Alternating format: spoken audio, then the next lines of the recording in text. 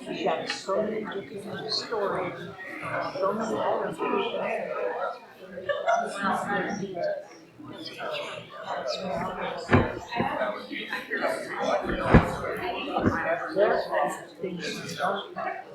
Yes, I should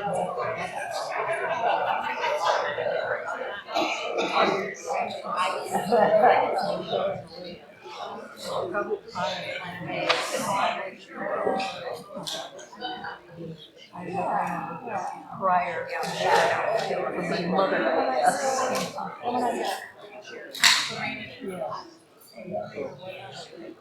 Yep.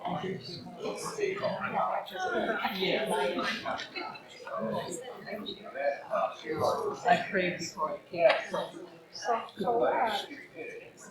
Yes. Oh my. Your name. Yes.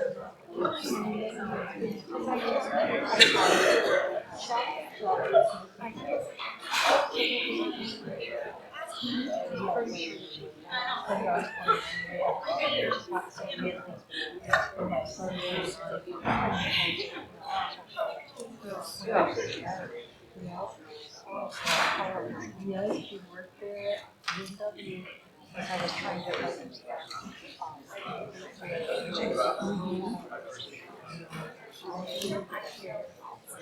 do you want to start her? Is she your, that's oh, that's sure. Sure.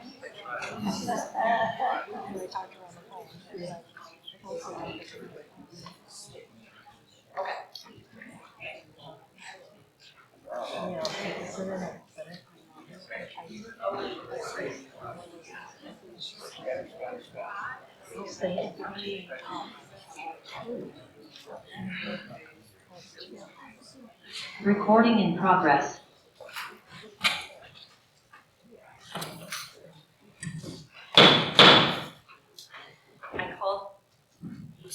I call to order the August 3rd, 2026 Adrian City Commission meeting to order.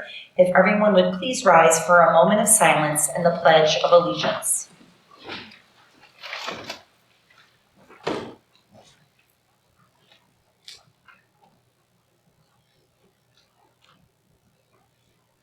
I pledge allegiance to the flag of the United States of America and to the republic for which it stands, one nation, under God, indivisible, with liberty and justice for all.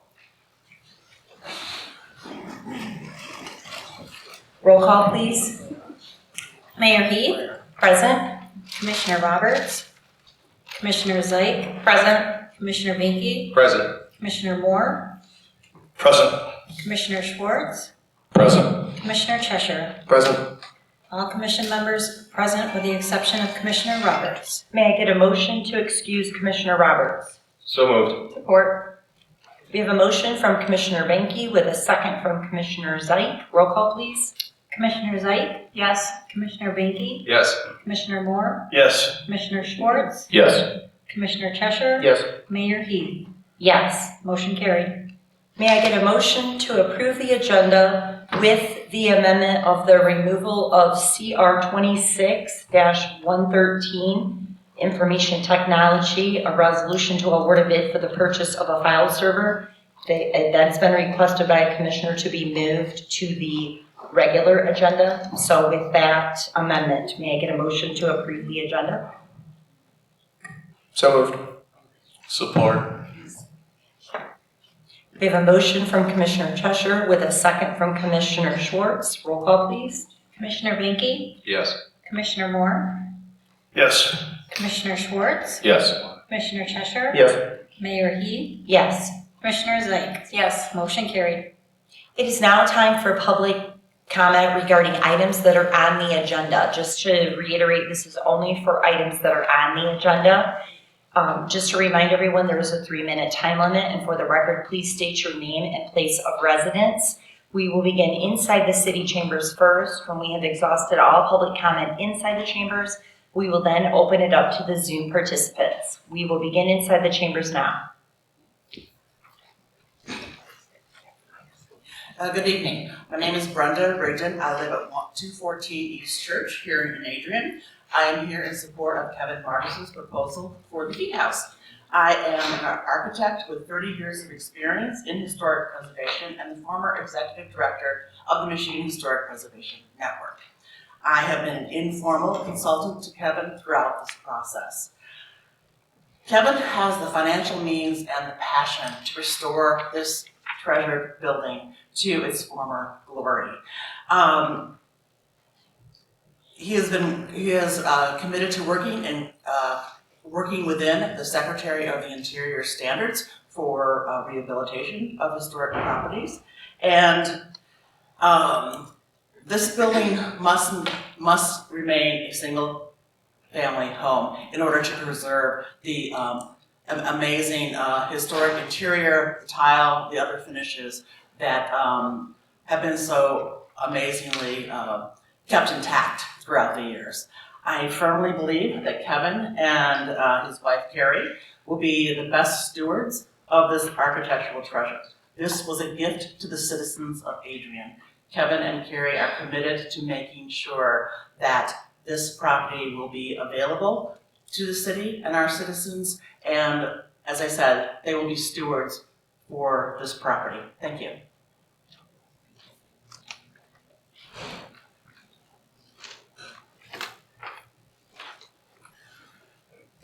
Good evening, Timothy Minta, 9019 Brad Street, Adrian. I'd like to thank you for moving CR 26113 into the regular agenda. In this day and age, anything with IT needs to have a little bit of discussion about, because we never know all the fine writing that's in it.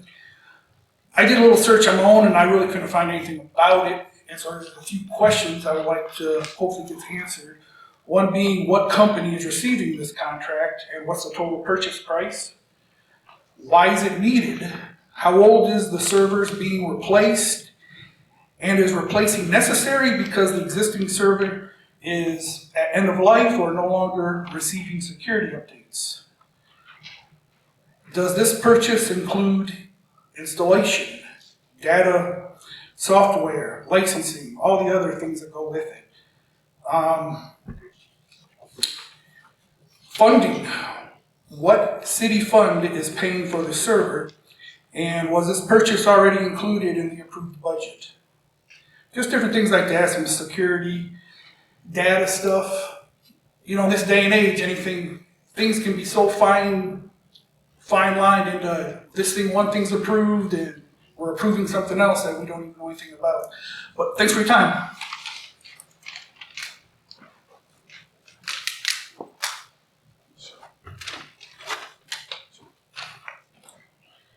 Okay. My name is Michelle Taylor. I'm a constituent in Adrian, Michigan. I did email this to everybody, except Tiffany. I'm sorry. I need to get it to you. I didn't have your email. Also, I couldn't get it to Schwartz. I didn't have availability to his email. Significant to this, I really wish Mary Roberts was here. I think I would really appreciate her judgment and her wisdom on this. It's unfortunate that she's not here. I still hope we can get her in the loop to weigh in on this. What I'm bringing forward is formal consideration of the question and to move to postpone indefinitely. Formal objection and notice of actions and procedural violations regarding the agenda rules for the partial road abandonment and the utility access easement. Certification for July 20th, 2026 and the August 3rd. Under the Open Meetings Act and the Roberts Rule agenda items CR 26-03, 104, 105, and the A3 2026 agenda items S01 and S02. Partial abandonment and utility decertification utility access easement roads for Railroad Avenue and Geddes Street and or Avenue, southeast side of Adrian, Michigan, 49221. Dear Mayor Heath and members of the City Commission, my name, and I gave it to you, okay. I'm writing to formally object and here in person to the consideration of the question, so no crazy talk, and move to postpone indefinitely and place on record, formally record, of the violations of the City of Adrian's Commission governing rules and the agenda procedures and violations of the OMA, RRO, and according to the City of Adrian City adopted rules of procedures and City of Adrian adopted rules of procedures under section 6.7 of the City Charter integrating the preliminary guidance from Robert's Rule of Order's statutory compliance with the Michigan Open Meetings Act, OMA, Michigan Zoning Enabling Act, MCL 125.3103, right-of-way and road changes, MCL 224111. The Commission is in violation but not limited, heard without adherence to standard procedures, permissible exceptions, improperly advanced required public notification, required timelines, lack of public notice, lack of required disclosure, lack of transparency, fail to include correct identifiers, failure to allow for informal. Sorry, your time is up. Thank you. This, because the critical nature of this, I should be allowed to continue out of the freedom of Your time is up. Thank you. Let it be noted that I brought forward this, it's very pressing, and this to be, and I was silent, and it is an obstruction. Thank you. Thank you.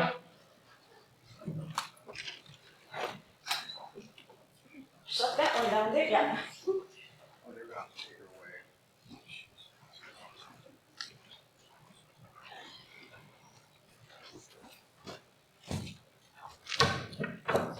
All good? Go ahead. Okay, thanks. Good evening, Mayor and Commission members. My name is Dan Demelo, and I appreciate the opportunity to speak with you regarding the future of the Fee House. I was born and raised in Lenawee County, graduated from St. Creek High School, and earned a Bachelor's of Science degree in Engineering from Michigan State University.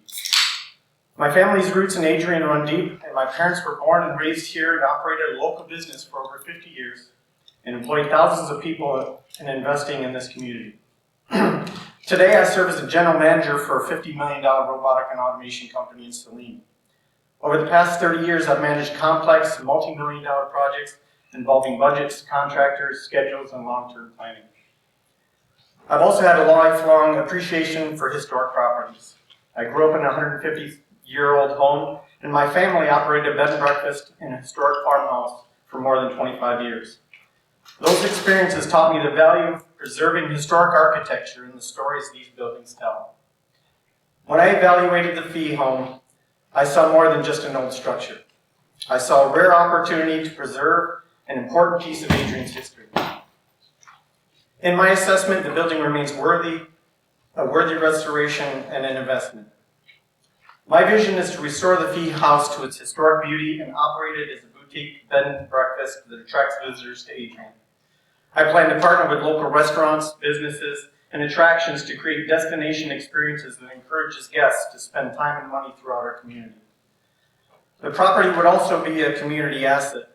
I envision a periodic public tours during restoration, beautiful gardens that complement Fee Park, and opportunities for civic, cultural, and community events once the project is complete.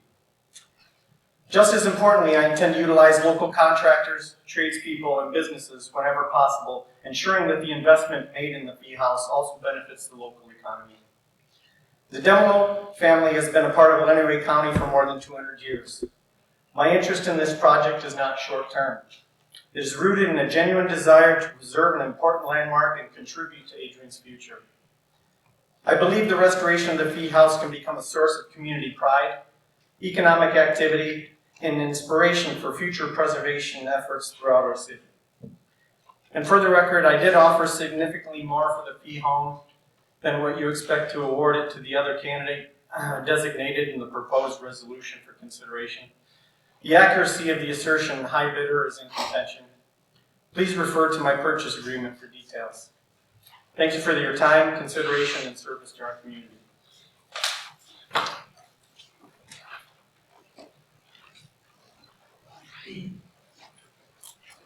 Good evening, Commissioners, Administrator Sadler.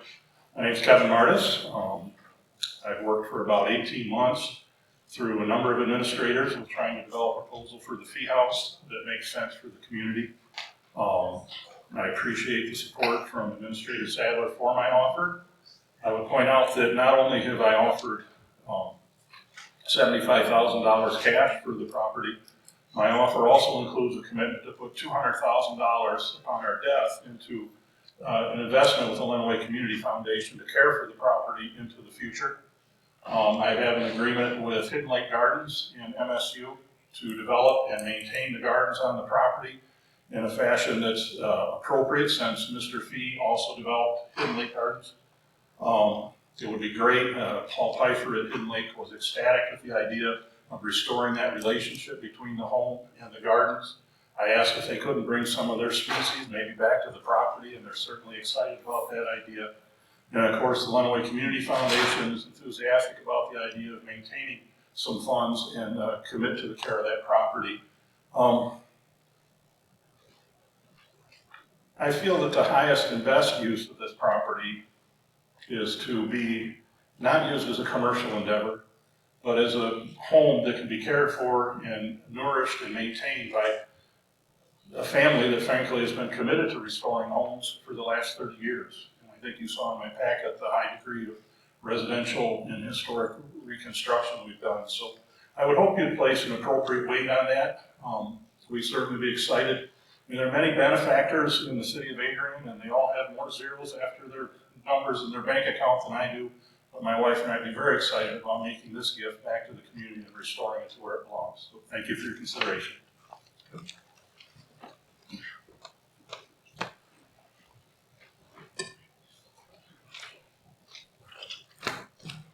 I'm sorry, but I see nothing on the agenda for what I'm here today. You can do that public comment as soon as we get through the resolutions. Yes, that's general public comment at that time. Thanks. At this time, I will open it up to the Zoom participants regarding items on the agenda.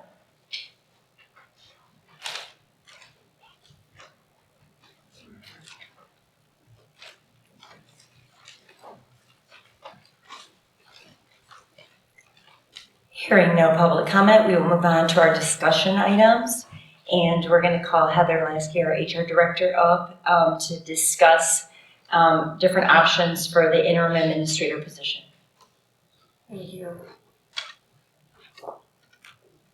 I did do some research and also spoke with a lot of other communities where I have colleagues, other HR colleagues, who've been through this process of replacing an interim city administrator in the past, and kind of how they've handled the situation and what they've done. There seems to be two options that most cities are doing, so I wanted to bring those to you just as you consider your discussion tonight for how you wish to proceed. I sent you some preliminary information about those two options, which was hopefully helpful for your discussion tonight. The first option is utilizing a recruitment firm, paying them a fee so that they can do the search for you. Not all recruiting firms do searches for temporary interim roles, but those that do, I did reach out to them and ask them whether, sorry, I'm a little bit hoarse today, but asked them whether they were available to assist us with the search at this time. So essentially, they would bring you candidates that you could interview as you would during a full-time search, and they would really facilitate the hiring process from start to finish for you. The information that I shared with you is about two specific search firms who are available at this time to fill a need if you wanted to go that direction. The second option would be to select candidates from a list that exists on the Michigan Municipal Executives website. These are existing candidates who have expressed an interest in doing this type of temporary placement or temporary assignment. And most of them have done temporary assignments like this in other communities in the past. So again, these are people who've expressed an interest in this. With this option, we would facilitate the hiring process ourselves internally. And I did provide you also profiles of those candidates who are listed on that site currently as available. Unfortunately, the MME does not update their status and whether or not they are currently on assignment with another community. But if there were a candidate or more than one that you were interested in interviewing, we could certainly reach out to them about their status. Obviously, two very different approaches, and there would be some negotiation with either option. We would have to negotiate contractual terms, whether it be with a firm or with an individual candidate in terms of pay and all of that. I would imagine that Burke would be involved in that negotiation process for the contractual terms. We also would have, the candidates would have salary requirements, and we would have to make sure that those requirements fit into our budgetary constraints. So the finance director may be involved in that process as well. So I'm happy to answer any questions that you have about the process and help you in any way as you move forward through your discussion and through your search.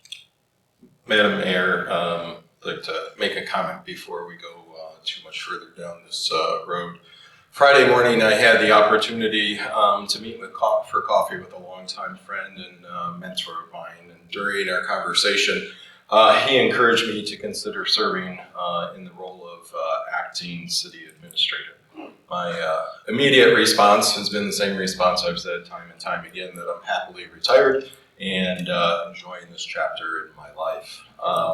As we continued talking, however, he challenged me to reflect on if I had another meaningful way to serve our community. He encouraged me to speak with my husband, seek advice from trusted mentors, and carefully consider how I could best serve Adrian.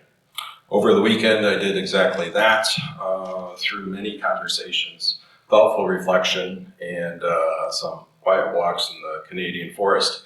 I came to realize that I could continue to have the same deep sense of responsibility to this community. And I believe my experience in public administration, budgeting, organizational leadership, and working with elected boards could help the City of Adrian navigate this time of transition.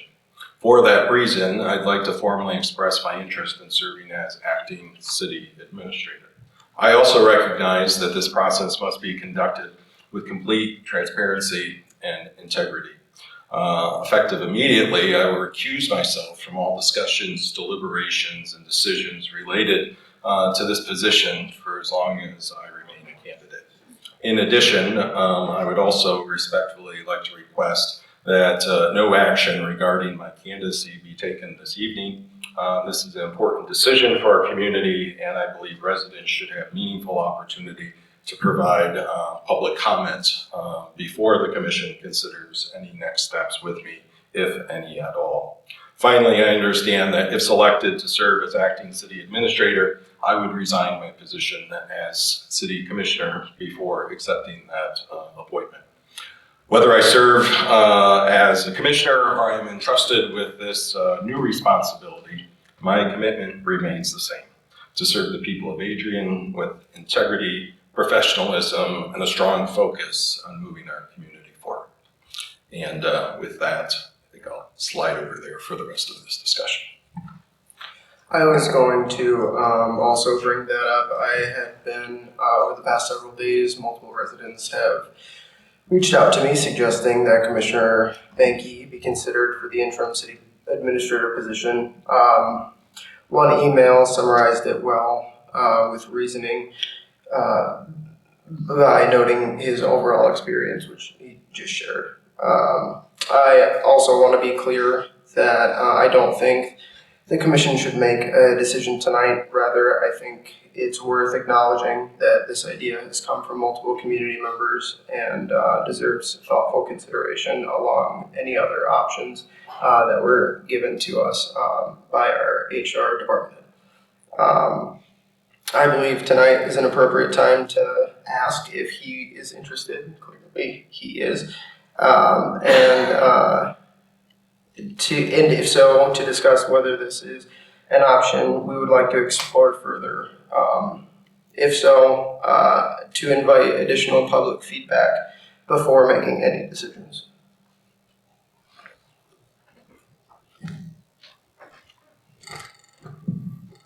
If Commissioner Becky was interested, couldn't he follow through process we've already got established? Or not established, but through these two firms, go through an interview process, go through that.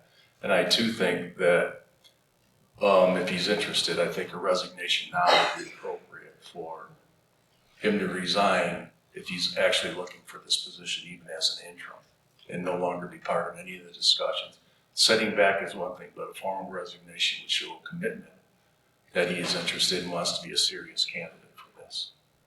That's my thoughts immediately, because I didn't know this was coming, I thought. And I haven't been informed about many of the things that happen when we pick the new administrator. Could you answer that question, that beginning question that Commissioner Schwartz had about What was the first question? Sorry. the process? He could go, whatever process we decide, he could go through that process. Yeah, I think tonight should be you choosing what your process is. And so if you determine that you want to select person A, B, and C, whether it's profiles from this list or other people, you could do so. I too think that it's important that we look for characteristics, and as a commission, we decide what characteristics, what traits are we really looking for in an administrator.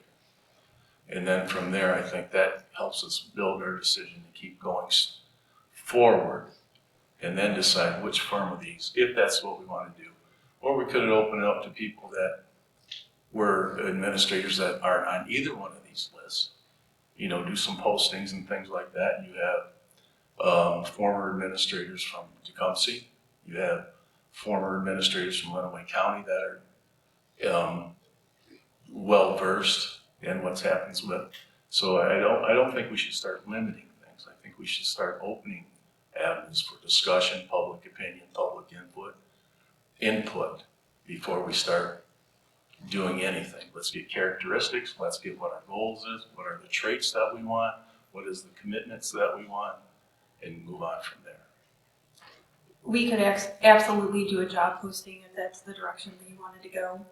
Would you be able to do that with, if you were going to do that, would you be able to do that and, I guess, send it out to those names on the MME site to see if there's any interest there? I don't know if that's a thing. That's why I'm asking you. Yeah, since they're already on the list and have made themselves available, it's just a matter of reaching out to each of them directly and saying, are you available? Because they're saying, I'm openly applying to all positions that are open for interim city administrators by putting themselves on that list. So, but as far as posting for other potential people that exist out there, you could do that. It just really depends on how quickly you want to have a person in place, how long you want the process to take overall, because it is an interim. So, and another thing, obviously, you would have to establish is what's the duration for the interim, and how long would you want that person in place before you potentially do a full-time search. Can you give us a timeline of if you did a posting versus just looking at the list from MME? And I know you would have to do a lot of that work as well. And in comparison also to like one of the search groups, like can you just kind of break, I know I'm throwing you on. Oh, it's okay. Like just asking you like those different scenarios for a timeline. Yeah, the posting, you wouldn't want to post something for less than a couple of weeks, just to make sure that it actually gets circulated out there. So job posting, you're talking 2 weeks minimum, and then you could get candidates who are currently employed, so they may have to give a notice of some sort to their current employer. So, I'd think at least a month potentially, if not quicker, if it's someone who's not currently employed for a search.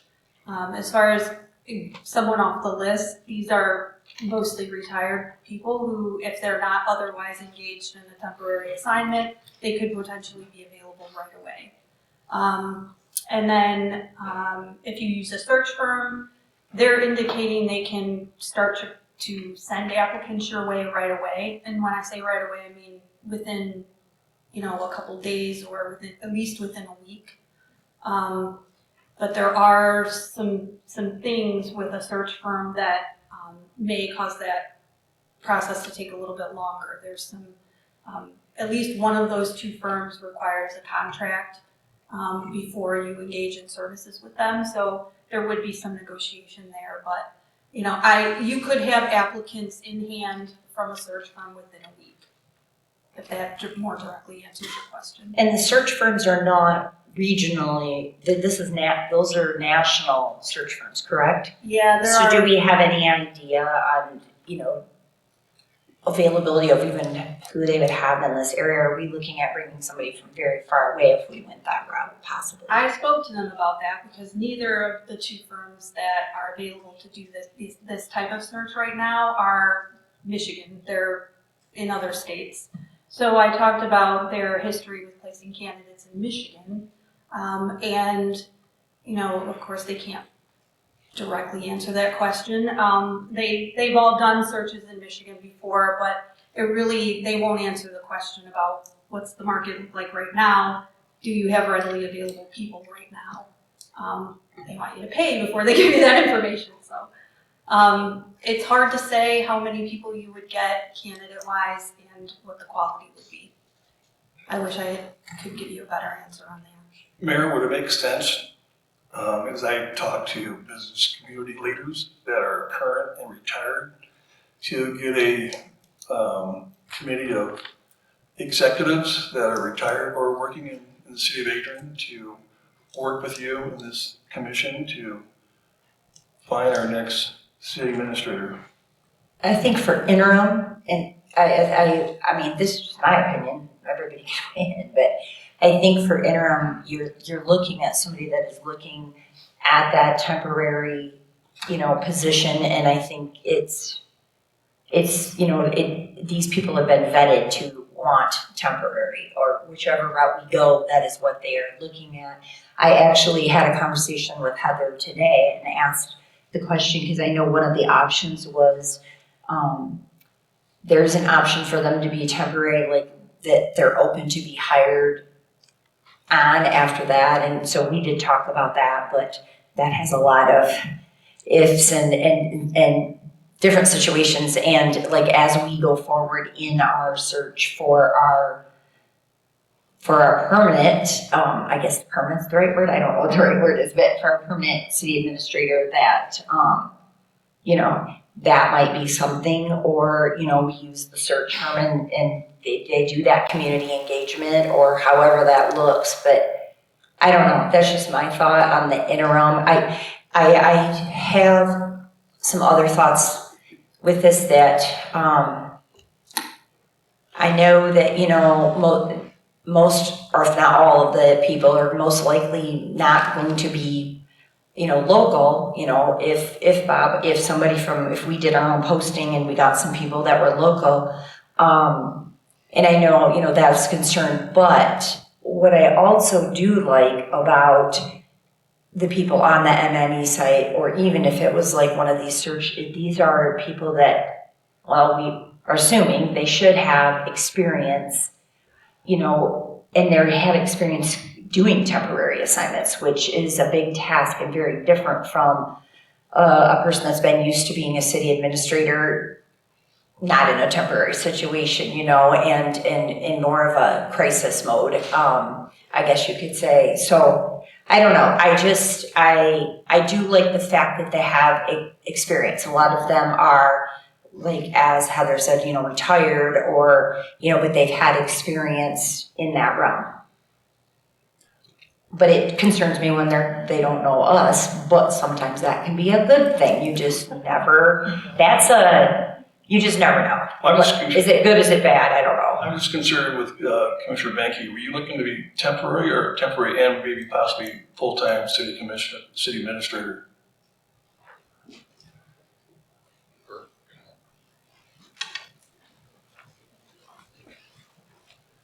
Yeah, but my intent is not to be the next city administrator.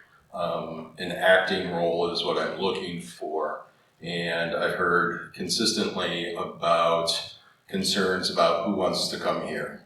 And I think that this is the perfect opportunity to put some space between where we are now, focus on that strategic plan, which has been out there for a while for a need, and then work on what the commission and my replacement would see as that future direction of the city. And then when the commission is ready, not to exceed a year, say we're ready to pull the trigger and we think things are ready to go. We have Town Square, up and completed. We got these other projects ready to go. We want our next permanent person, and then happy to, just as I did at Adrian Public Schools, serve at the discretion of the elected board. Thank you. And also, I was curious, since you're retired, would you be doing this pro bono, or are you expecting a salary? I would expect a salary, but I would also expect, a substantial amount of work aligned with that, similar to when I've consulted and worked in other locations post-retirement. Thank you. Thank you. Heather, I have a question for you again too, is, my concern with a regular search with going the MME route, these are my concerns, is just the weight it's gonna put on you of more that you have to do. I just don't know how much is, that was why, it'd be nice to not have you burdened down with, and have a search group do it, but I really do feel if it's an open search, if it's the MME, I feel that is the right way to go, just based on our conversations, but I just don't want to, do you have extra help to help you out in this? Because I know this is gonna be a lot on you. That puts a lot more on you, that's what I'm asking. Yeah, that's my job, so don't worry about that. Yeah, no, we're all, our staff here is a team, and there's plenty of people to get it all done, so don't worry about that. Have we thought about reaching out to former Administrator Nelson? Have we thought about reaching out, Dr. Timmis, who used to be the superintendent of Adrian, that ran the school district in a very efficient and very effective way and built up the school district, where we were nationally recognized, who has skills about change. Have we thought about people like that who are familiar with Adrian?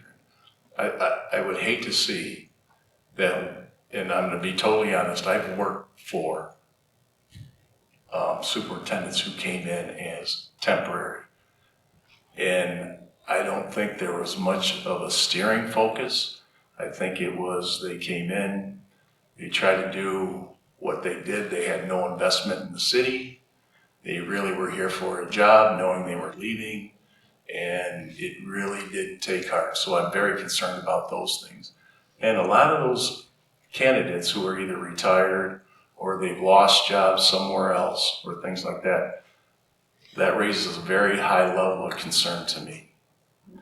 And so I think we need to reach out as a city, build our attributes that we want, contact people that we know have those in our local arena, and then move on from there.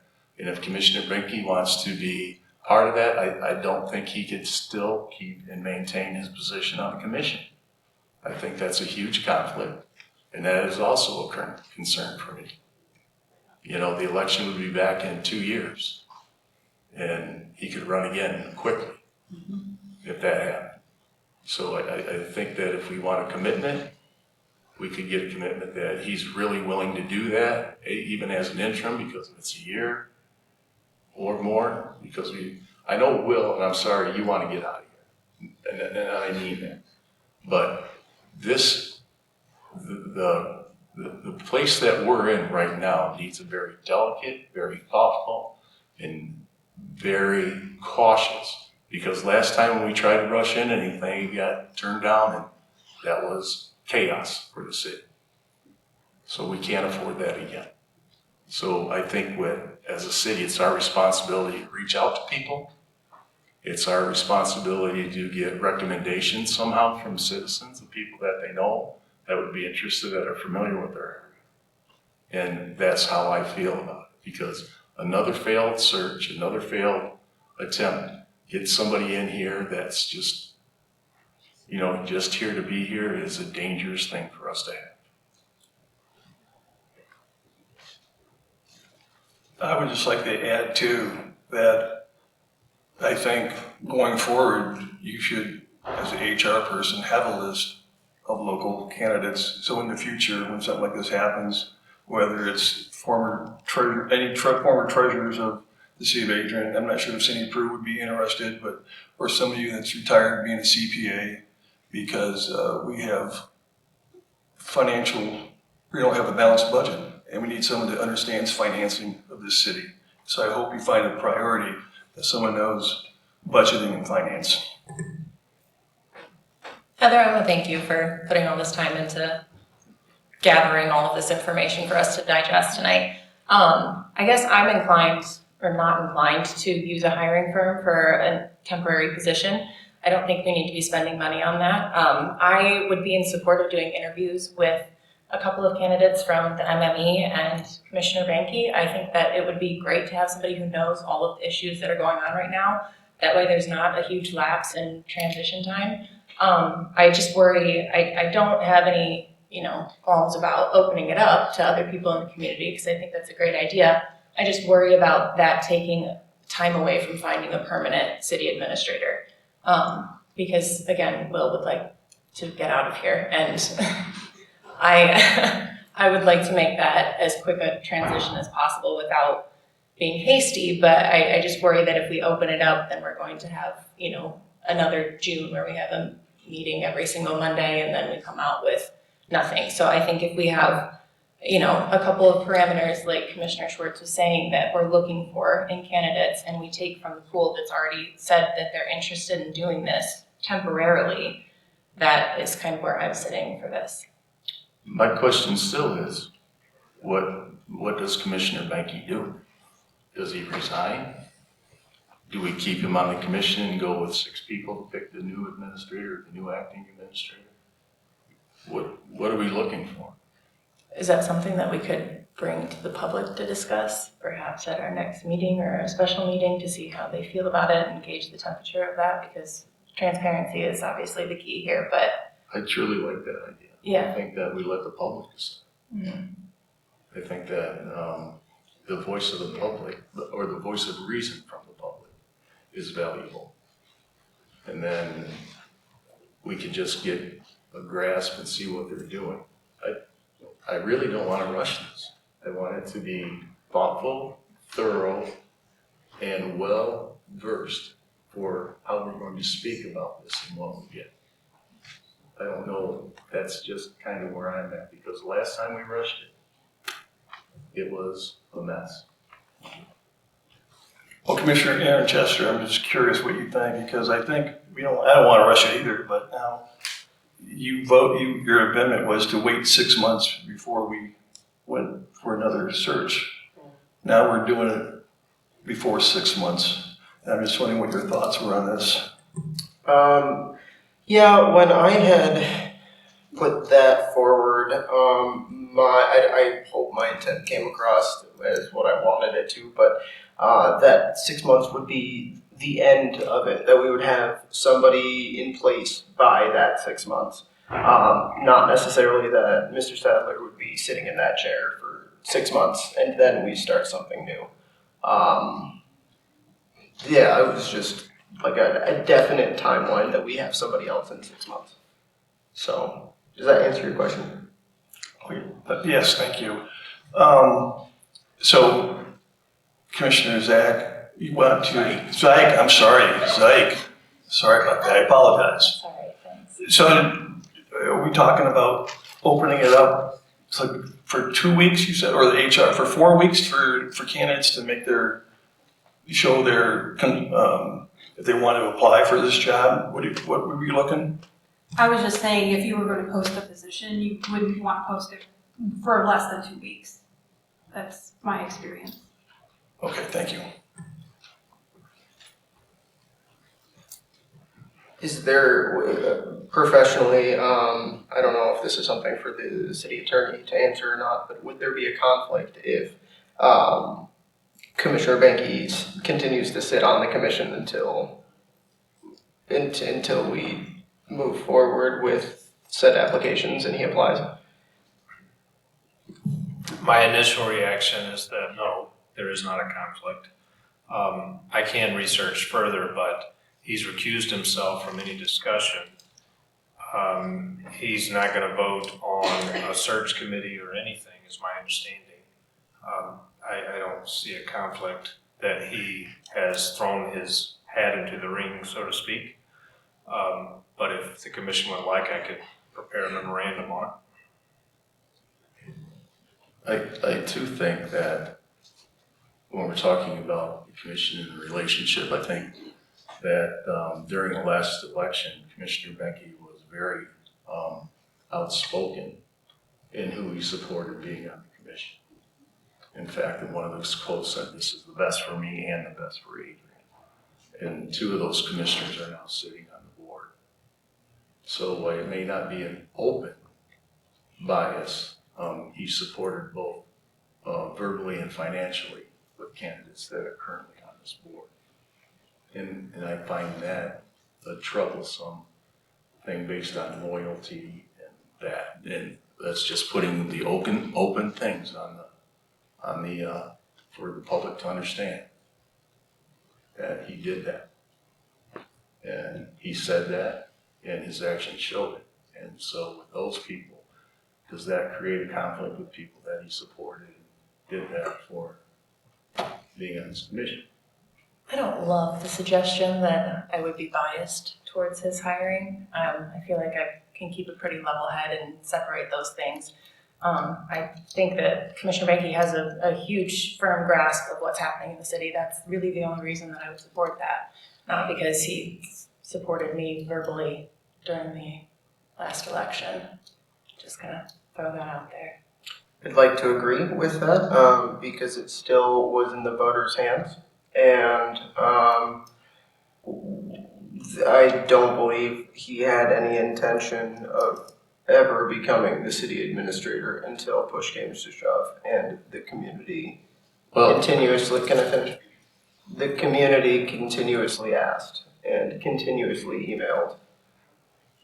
This isn't something that a single commissioner came up with. This is what everybody has been consistently saying. Listen to our community members. This is us listening to our community members. That's it. And I'm going to say that I have not received any recommendations for Commissioner Benke. I have heard several no for Commissioner Benke. So depending on what people communicate or how they communicate with us, mine would just be the total opposite of yours. And that's okay, because that's part of what we do. So I think some previous actions by the commissioner with Greg Elliott, and correct me if I'm wrong, I believe Commissioner Benke wrote a letter of recommendation when he thought Greg Elliott was looking, an unsolicited letter of recommendation for Craig Elliott to get another job, because there was a hint there that at that time, as he was getting ready to transition from the superintendent, he was interested in becoming the city administrator. If that's not true, I would like Bob to answer, or Commissioner Benke to answer that, but that's been told to me several times. City Administrator Elliott and I did write a letter of recommendation for him. And if we look at all the steps from Mr. Elliott's departure to Vince's hiring, to Chad's hiring, to Will's interim replacement to now, those 8 steps along the way, every one of those have continued to remain the answer that I'm happily retired and that I do not want the full-time city administrator position. I'm willing to assist the city for consideration in regards to an interim role because I heard from you, Commissioner Schwartz, who wants to come here. I've said that 100 times. And I'm here, and I want to stay here, and I want to help. And if this is an avenue to provide assistance to the city within the time frame that Mr. Sadler has for his resignation to take place, I would be very happy to offer my services. If you want to post with the MME individuals and bring them in and interview them as well, I think that's a great idea. I'm not afraid of going head to head, and if there's a better option out there, I hope everyone unanimously supports that choice to bring in someone that is has experience, may not know the city, but has that experience. I, managed and oversaw a $38 million budget, which is larger than our city budget, and I grew the fund balance, doubled the fund balance during my time there, so that we didn't need to borrow from the state and use state funds in cooperation with an amazing finance team. And I know that we can right the ship and the concerns that are listed on there with the sales that are falling far short from the projected amount within that budget creates a concern. So I would like to continue to move forward, and I'd be able to and happy to answer those questions as part of a more official interview process where there's other people that you consider as well. And I'm listening, I'm trying to hear and absorb what you said, but when we've talked about, well, I'm not interested in doing this, and you made that known. And then over the weekend you decided, well, now I'm interested. What would guarantee would we have that you're not going to change your mind again based on your previous actions? So my commitment to the city of Adrian and my involvement in multiple aspects of the city, I would hope would not be questioned. My long-term I'm not questioning that. I'm just questioning you changed your mind. Yes. And how will we not know? How will we know? What guarantee would you have that you're not going to change your mind again after serving as an interim? Right. All I can give is my word. I mean, is that an interview question that we can ask any candidate though? What's your guarantee? Because it doesn't seem like that's worked out well for us, historically anyway. No, those guarantees have not worked out historically for us. Heather, if we were to have you reach out to the names on the MME and open up the search, do both those things, what are we looking, what do you need from us, or what would we be looking at a timeline if that is the direction that we decide to go? And I'm asking this because I was approached by a citizen over the weekend. I was approached by the media Friday night asking me about if I had heard about Bob Banky and wanting to do an interim. I had not heard it, so I definitely did not lie. I was telling the truth. I had definitely not heard that. I was approached by one citizen over the weekend that brought it up, but I had not heard anything else, and I just didn't know if it was just somebody saying that, because I've also heard other things last week about other people. It wasn't just about Bob. So I didn't know the validity of it. I'm a little bit surprised right now and a little bit shell-shocked. So I'm trying to figure out like which direction we go, but I just didn't know what you would need from us if that is what we decide to do. If it's a matter of reaching out to the people on the MME list, there's no posting necessary for that. So it could just be a situation where I would reach out to each of those candidates and gauge their interest. If they're not on another assignment, potentially they would be interested. So I would just reach out to each of those candidates and then report that information back to you. If you did want to post the position, then I can put a job posting together. The timeline on that's a couple of days. I think in the order that Commissioner Banky is interested in it, I think we need to do some type of hybrid that offers him the opportunity to apply and to interview, as well as reaching out to former city administrators or finance officers or people like that too. So, and get the public's opinion of what they want, because I see we have two totally different versions of. Aaron says he's got a lot of positive emails requesting that. I've not gotten any requesting. I've gotten communication that that's not a viable opportunity for Adrian. So I think the public needs to have some voice in this too. Is 2 weeks long enough, or do you have it posted for 30 days? For a higher level position, 30 days is ideal. How would I do with 30 days? All I was saying is I wouldn't post something for less than 2 weeks. As far as getting input from the public, I would, if that is what you're asking, we would need to know how you want to do that. And then as far as targeted, recruiting, reaching out to specific people, this is your hire, so I would need to know who it is that you're wanting me to reach out to if that's the direction here.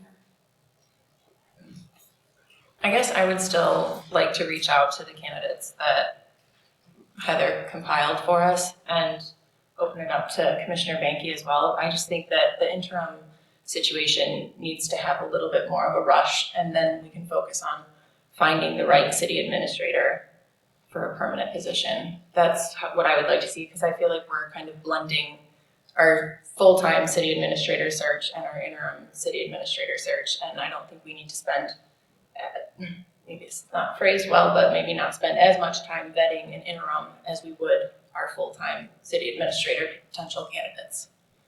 Well, I would disagree with you, because this interim city manager is going to be probably the most important thing we do, because whoever that individual is has to deal with a lot of challenges, and they need to clean up City Hall before the new city manager comes in. I just think that we should do a hybrid and not just limit it to the candidates on either of the two firms. With Commissioner Banky, I think that the city should also reach out. If it's 2 weeks, 21 days, I don't know. But there are some other people that are very well qualified that might be interested in coming here too, that aren't on that list, but live in the area, and so it would be a convenient thing for them to come to Adrian, that do follow Adrian. And I've mentioned a couple of them names. Yeah, I think Commissioner Moore has done that, so I think that it would behoove us to do one of the firms, put it out for people. Will, I hope you can last 28 days. I didn't talk to you before, I don't know. I won't want to put you on a spot like you were last time when we said that, and you did it out of the goodness of your heart, but I would hope that we could do something like that. I think that serves the public, it serves us, it serves MML, and it can serve our city. That 30 days though is just for the job posting to be posted, not necessarily for us to do anything else with it, correct? That would be, and then we do interviews, and then we do everything else on top of There's it. several things being talked about here. Commissioner Schwartz said to use a firm to do the posting. So I don't know what their timeline is if you use a firm for a posting. And then there's been other suggestions to put a post out ourselves. So we could dictate the timeline if we put it out ourselves. As far as using a search firm, you know, they can do targeted searches however you tell them to do those targeted searches. So it would be, if we were to hire a firm, there would be a negotiation that would happen between us and them. I would, along with Burke, probably communicate what it is that your criteria is, what exactly you're looking for. Are you looking for a targeted search for somebody who may evolve into a full-time person? Are you looking for, you know, what's the duration? What, you know, all of that criteria. So. And I too think it's important that we put the characteristics we're looking for in the leader. Before we hire anybody, we decide this is what we want. If you're the firm, this is, don't bring us up people that don't fit these. This is what we're looking for. Yeah, you would certainly be able to dictate that. And I would guess that you could vet the posting that goes out. I mean, we'd be paying them to do a search, so it would be up to you, in my opinion, about the content of the post, if that's the direction that you wanted to go. Again, I would prefer not to pay a firm for an interim position, but I think that we could manage that in-house for less of a cost, especially if Heather is confident that she could handle the applications and the vetting process. I agree with that. And again, not spending extra money where we don't need to. And then having a 2 to 3 week job posting. I mean, again, keeping it short so Mr. Sadler can get back to his more comfortable place at the utilities department and stop trying to handle all of the chaos that we keep creating.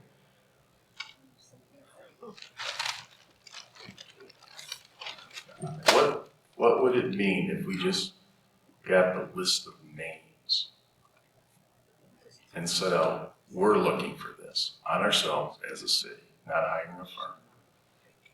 What would they charge us just to give us their list of names and contact information? I don't know that they would do that, but I can find out. I'm asking, I don't know either. Yeah. I mean, maybe they'll say we have these people, you know, or You're saying get their database of potential candidates and pay them I'm just pay saying them a lower fee for us much to do the lower, legwork? yes, much lower. Not a full-fledged search, and we just decided to do it. We haven't been successful lately, but maybe we could actually become successful with this. I've not heard of that before, but it doesn't mean that it's not a possibility. My other fear with using one of the searches that they're not in the state of Michigan. And so how local are the people? I mean, that's why I did like, not originally, I liked the idea of the search, you know, and doing that. So I haven't changed my tune in a couple days of reading through and looking at everything. But having that list of names from MME, and if we're doing, you know, doing that plus that hybrid of that plus a search ourselves where people can apply, then at least those are people in Michigan that have done temporary assignments in Michigan. I feel like it's just a group of people that would at least be more of a viable option, I guess, in addition to our search. But I definitely like the idea of the hybrid approach, but I think I also lean away from the search group because we're also going to be looking for a, you know, not an interim city administrator. We are going to be going through the search process with the search group for that in the near future. But I just think when you do that, they can be from all over the country because they might be, you know, then if they're applying, they're willing to move here. But for a temporary, I worry if we pay one of these groups, and then we get one, maybe two, and they're not very good candidates, and now we've spent money on a search bid. It was because they were like, oh, I'm not moving to Michigan in the middle of, like, not nowhere, but kind of, you know, like we're not by real close to a big city, or, you know, I just worry that what would be the quality of those candidates just because of them not being familiar with it and being possibly from far away. We have a list of last two searches that we had with Young. Yeah, we have that information. We don't even have to ask for that. We've got it. That's provided to us. That's very true.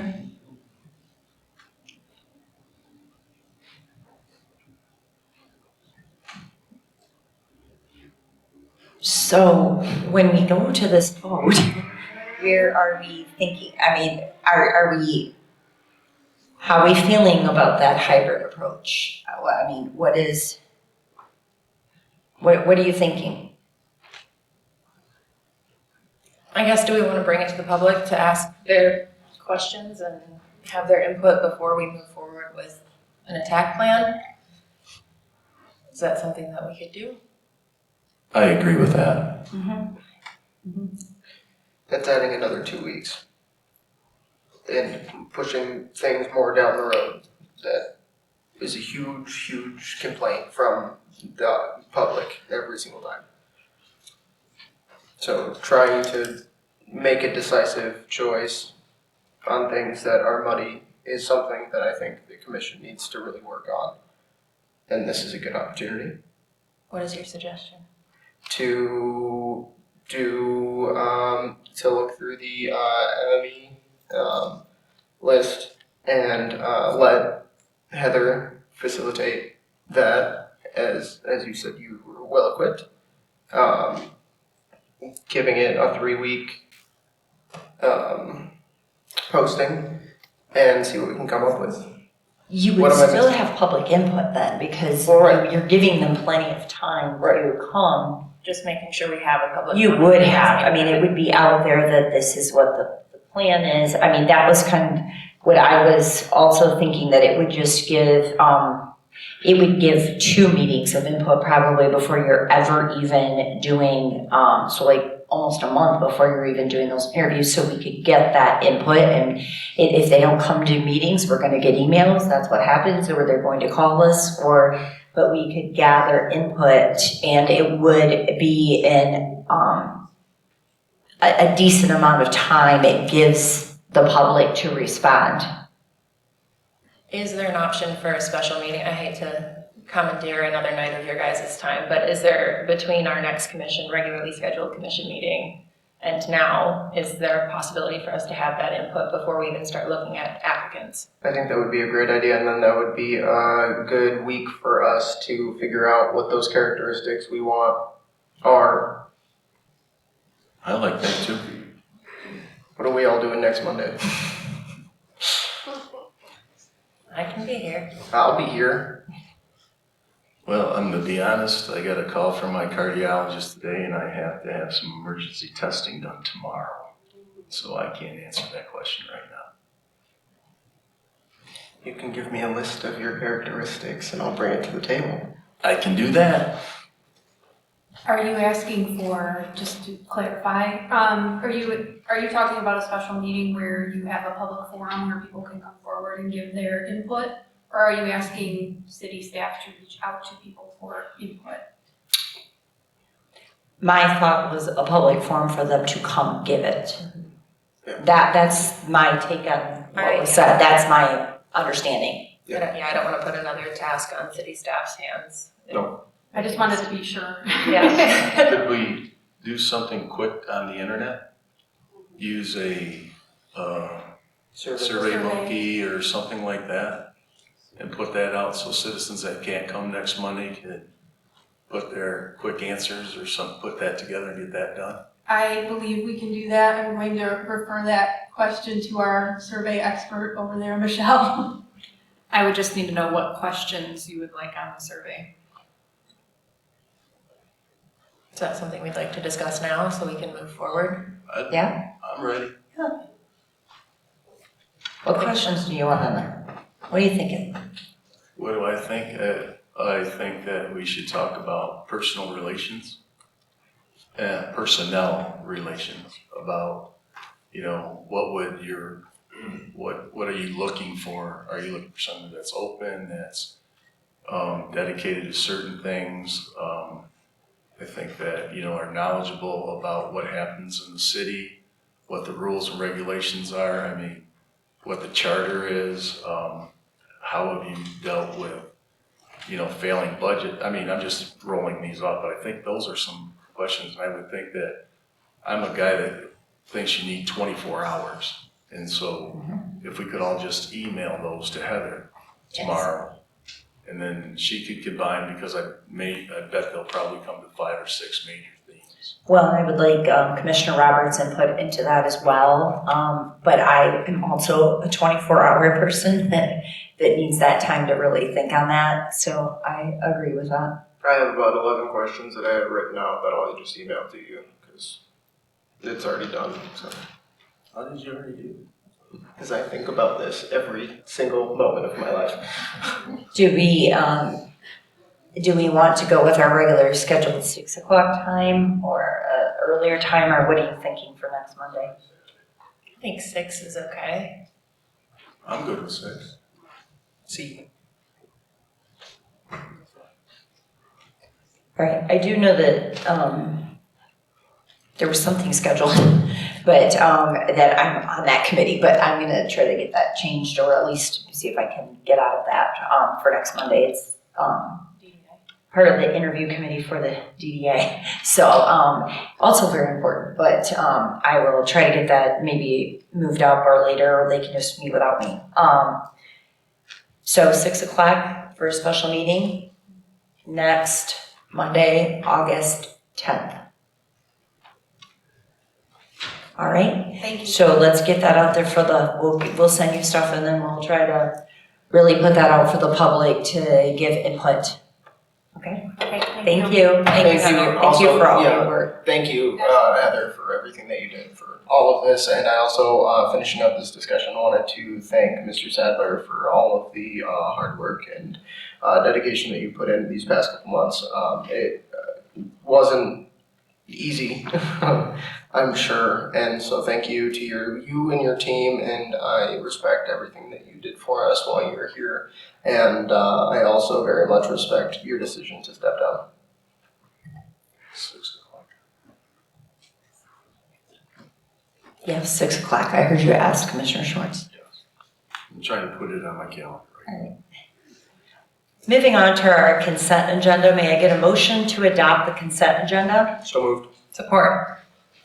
We have a motion from Commissioner Cheshire with a second from Commissioner Zeit. Roll call, please. Commissioner Moore?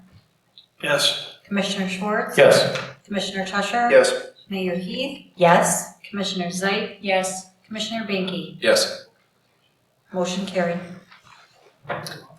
Under our regular agenda, under ordinances, ordinance number 26-003 is a second reading and consideration of an ordinance to amend the zoning code of the city of Adrian by amending several sections of chapter 106 as attached in relation to flags and signage.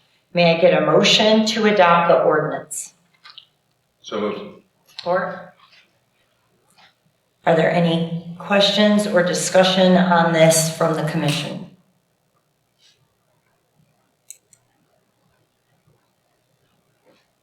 We have a motion from Commissioner Banky with a second from Commissioner Zeit. Roll call, please.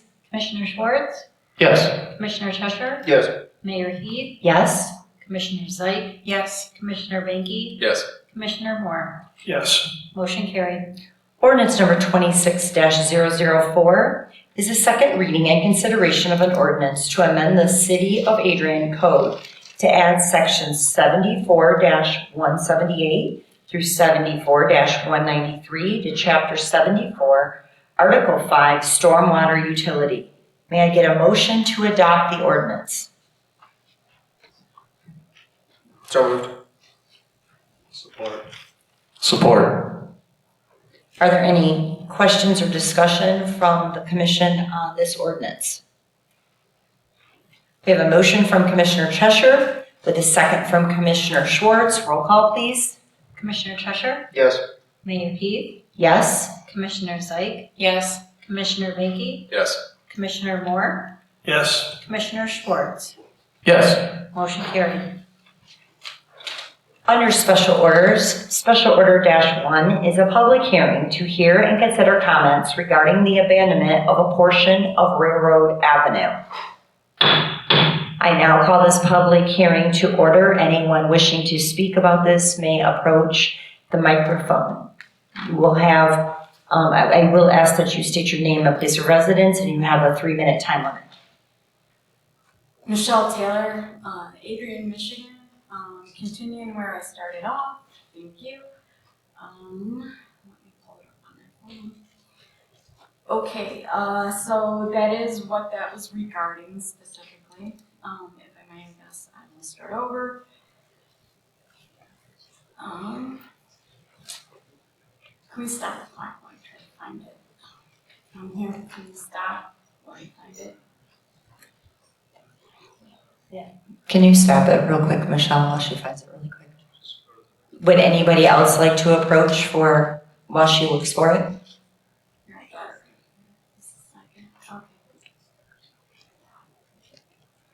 Okay. All right, thank you.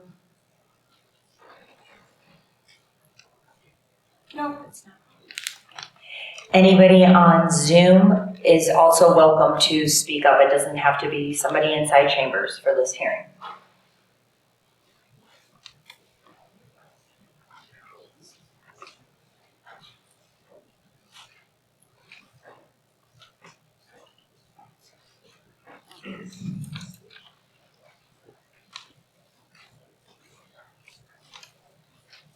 Okay, it's Michelle Taylor, Adrian, Michigan. All right, so adding to this, earlier I started, it is a formal consideration of question to move to postpone indefinitely, a formal objection and notice and actions and procedural violations regarding the rules in the, for partial amendment and utility access easement, certification for July 20th, 2026, and the August 3rd under 2026 under Open Meetings Act, the RRO, and under the City of Adrian's items, let's see, regarding the CR 104, CR 2605, in the 103, 104, 105, the CR 26, that was on 720, and the 8326, the SO1 and the SO2 that we're discussing today. Unfortunately, today on here, I don't see it was the easement, the removal of the easement of the electric utility. It is discussed in my letter that I sent to you guys.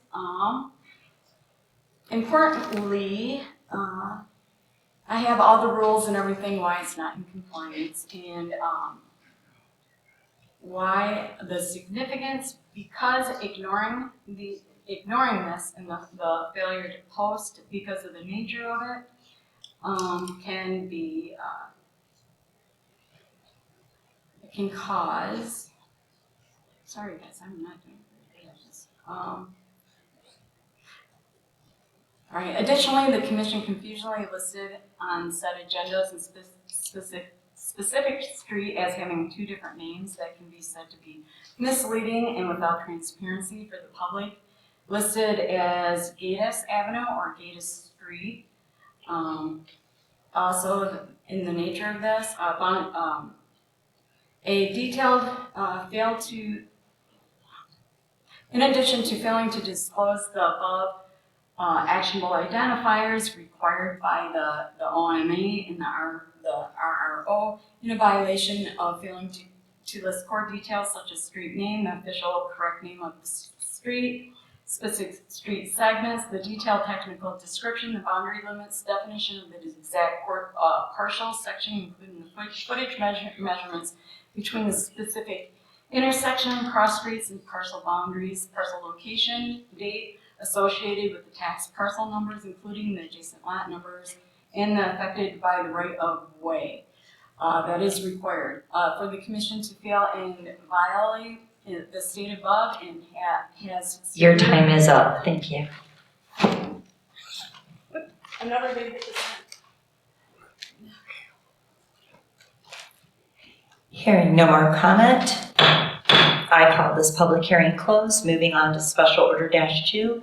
It's a public hearing to hear and consider comments regarding the abandonment of a portion of Geddes Avenue. At this time, I call the public hearing open. Okay, and to continue under the CO2, for all the same rules, do I gotta list all the rules? Can you say your name? No. Michelle Taylor.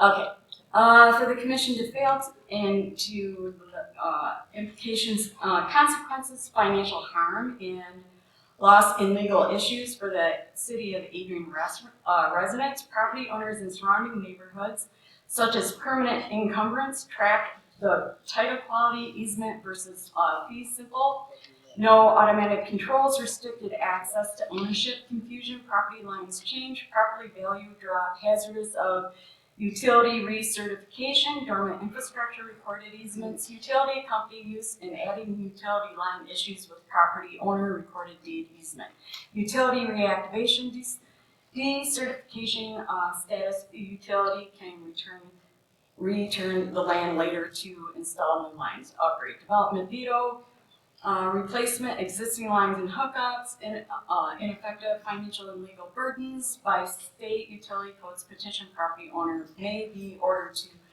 by public utility commission to pay old utility infrastructure or debt values by release hidden debt. And also I wanted to add to that, you guys got the letter. Also, I have big concerns about the LDFA that originated in 2014 is not. But that doesn't have to do with this. Thank you. Oh, it doesn't, does it? But it does. All right, thank you. Hearing no more comment, I call this public hearing closed. Oh, sorry, go up. No, no. I reopened it. I'd rather not talk. I'm Tom Jacobowski. 726 Elm Street, which is property we're talking about. We're just talking about property. This is the old McKinley School. And when we bought the property from Adrian Public Schools, we weren't aware at the time that there was an easement there for Geddes Street. We did find that out. We went through with the title search and everything, and we're saying it's in process. This has been going on for 3 years now that we've been trying to get through this.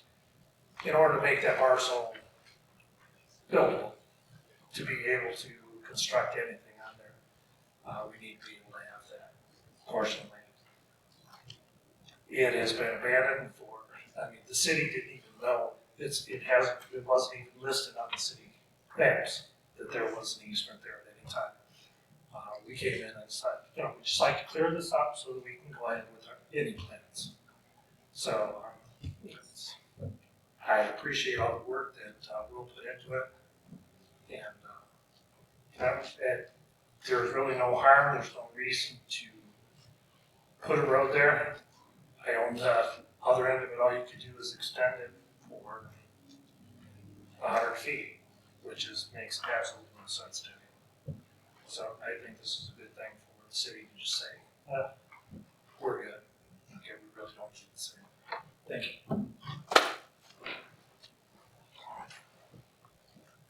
I now call this public hearing closed. Moving on to resolutions.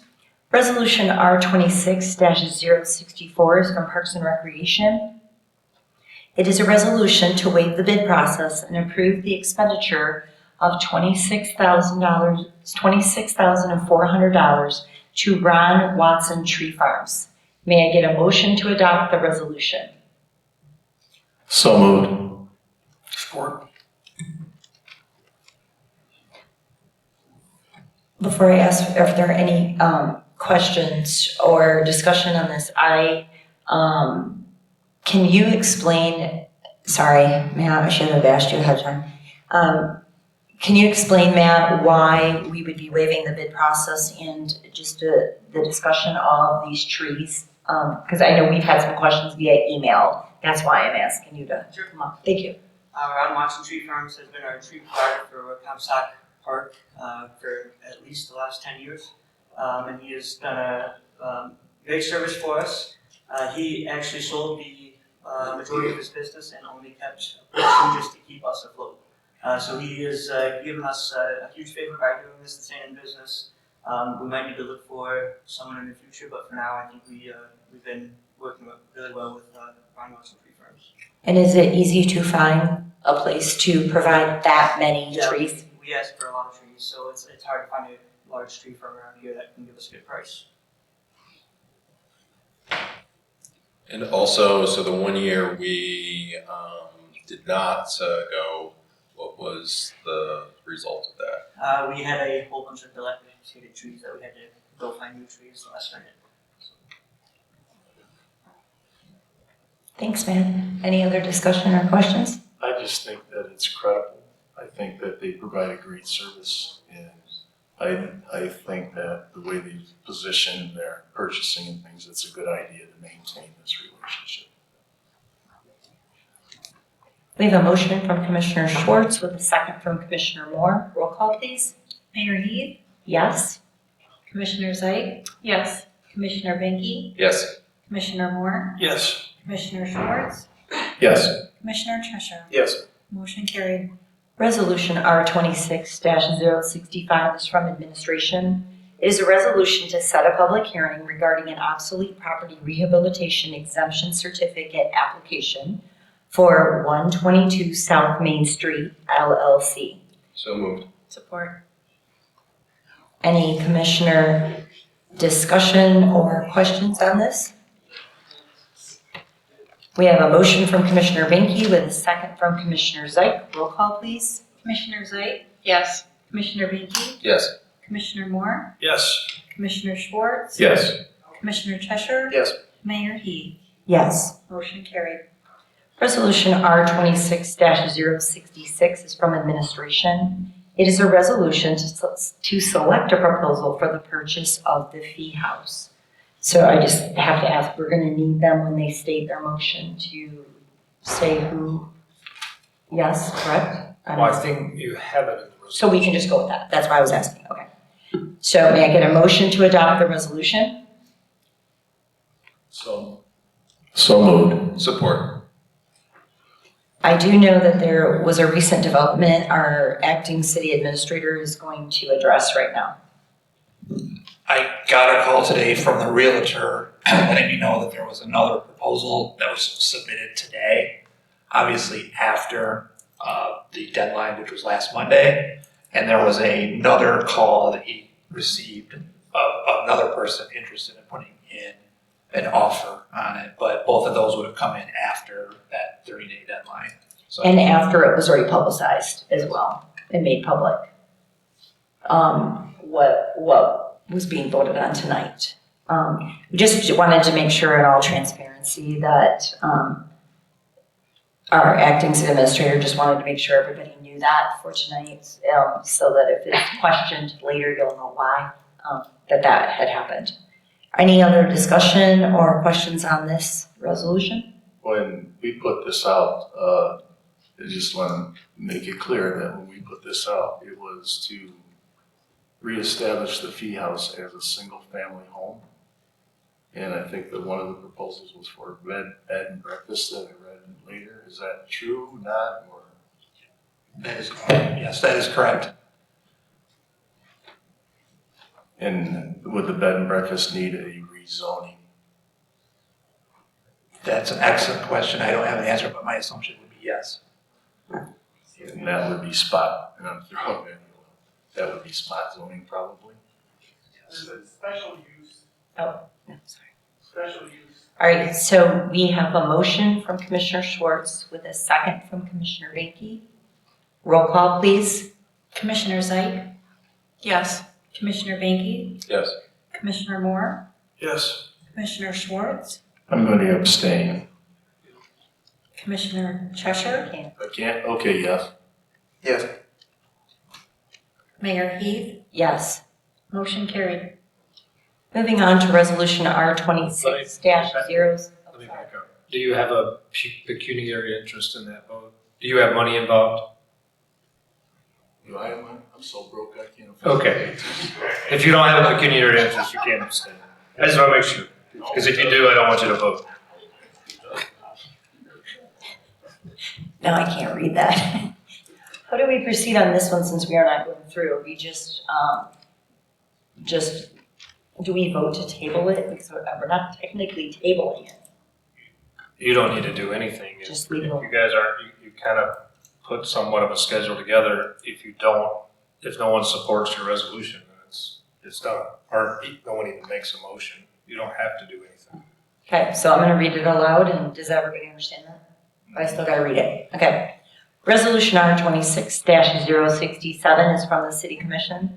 It is a resolution to authorize the Human Resources Director to solicit proposals and negotiate an agreement for services for an interim city administrator.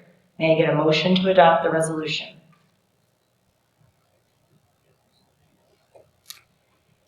Hearing no motion or second, that resolution is dead. Moving on, we have miscellaneous reports. Oh, I almost forgot it because I was on the other side. Sorry about that. CR 26-113 is from Information Technology. It is a resolution to award a bid for the purchase of a file server. May I get a motion to adopt the resolution? So moved. Support. Are there any commissioner comments or discussion? I guess, Gordy, do you feel comfortable answering some of those questions that were asked earlier? I hate to put you on the spot, but I would just like to hear what you had to say about those questions that were brought up in public comment. Thank you. This proposal is it was put in our budget for this year. So it's all a part of the budget. We had $60,000 in the budget. Our quote was for $54,000. This does include all the hardware, software, licensing, everything we need to set up these. We're going to be using it for 3 servers that we're replacing. One of the servers that we're replacing just died a couple weeks ago. So it's important that we get something done fairly quick. We were able to temporarily move it to one of our other servers so that it's still functioning now. But part of this process is last year or 2 years ago, we put in a new server, and this is a server very similar to that where we'll be housing multiple servers. And so we'll be able to have redundant servers there. And if one fails, we have enough processing power, memory storage, that we could duplicate that server if we needed to on a temporary basis. The servers that we're replacing are at end of life. Obviously, one died. The other server is running Windows Server 2016, and end of life is January of 2027. So we have about 6 months worth of support on that, and then it will no longer be supported. I think the only other question was the company was Dell, correct? The company's Dell, and we've been purchasing our desktop PCs through Dell because they give us a government discount. So all of our desktop PCs are Dell. How many file servers does the city Adrian have? 6.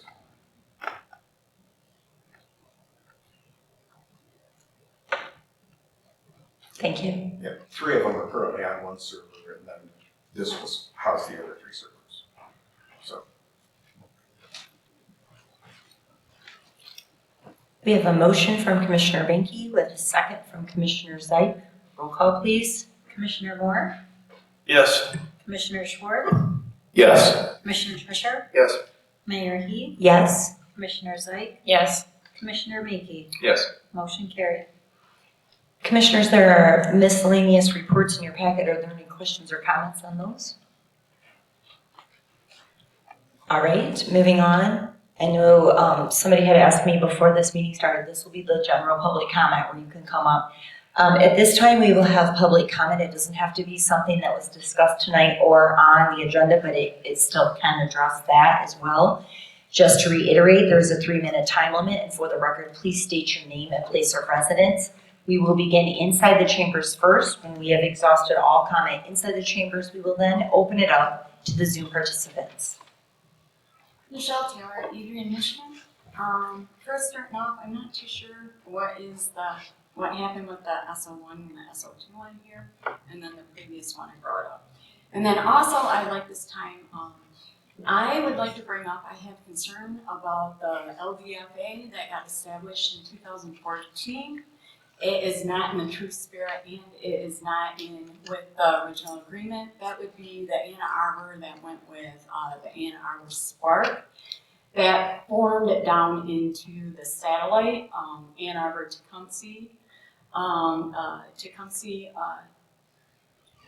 Spark LDFA that's based off the TIFF. As of the concerning the 2014 hybrid, it got brought to my attention back on April 7th of 2025. There's somebody that came in, Todd Brown. He came in on behalf of J. Marks and brought to us a contract that was not of, and they said it was a grant, but with that grant, they said they had to have a review of it.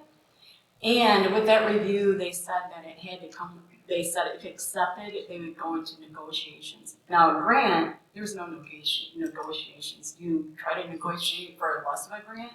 Also, there was no MEDC grant number through the state of Michigan. There's no record that this grant was given. So, and then there's inconsistencies with the minutes. There's 2 different minutes plus the video. None of it matches. So the minutes were redone twice. The video is completely inconsistent. And then later on, the minutes were redone, totally restates that this was a grant. And so we need transparency. And then today, the seats are totally unmanned at the Adrian zoning, and it fails to uphold what was originally agreed in the 2014 agreement, and then again rediscussed briefly in 2021. So we have a vacancy there, unmanned. They're talking about budgets and pushing things around. Tecumseh, the woman by the last name Gilmore, she confirmed with Lenawee now and with Adrian that we do not have anybody in that seat. Also, I want to say that a company, VIP, DRP, along with Manic, Smith, Adrian, they just kind of went into phase 3. They joined together and they're positioning to take over, and it would be something else. It would not be our LDF. It would be something else. And I think, isn't there talks that they would get paid $35,000 to do this? And ironically, and very seldom in life is there irony, but all this is to give jobs. Your time is up. Thank you.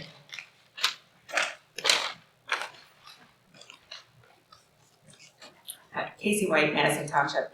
I have a question. I know you cannot answer me back, but maybe at commissioner comment, someone will clarify which part of Railroad Avenue, the 160 feet, is being abandoned. I'm assuming it's the section that runs behind UPS, but that was not specific. It is.